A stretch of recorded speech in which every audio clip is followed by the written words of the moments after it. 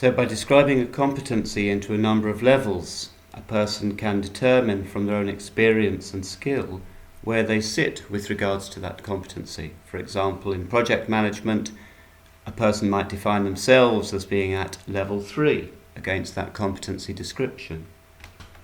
This picture shows a matrix of competencies down the left side and job titles along the top, and defined levels of competency required for any particular job title.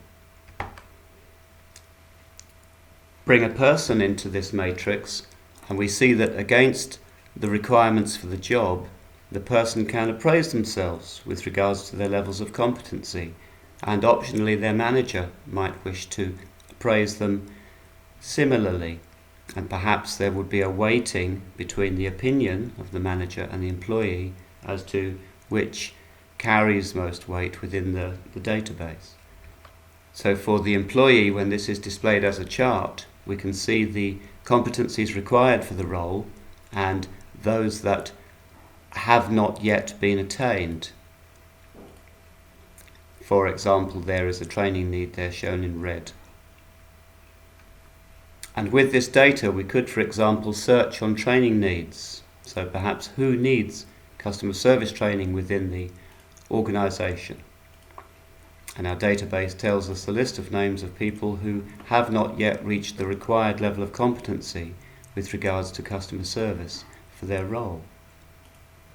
And similarly, if we are looking for individuals that meet a particular skills profile, with the data we could, for example, find out who already has interviewing skills perhaps to a level 3 and say time management skills to a level 2.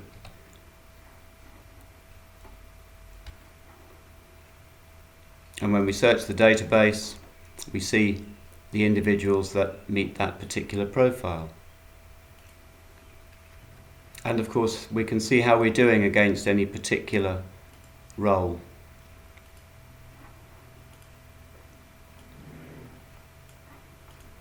So we can choose a role and we'll see there that for those 5 employees in that particular role, we're doing particularly well around certain competencies, but there are training requirements around others.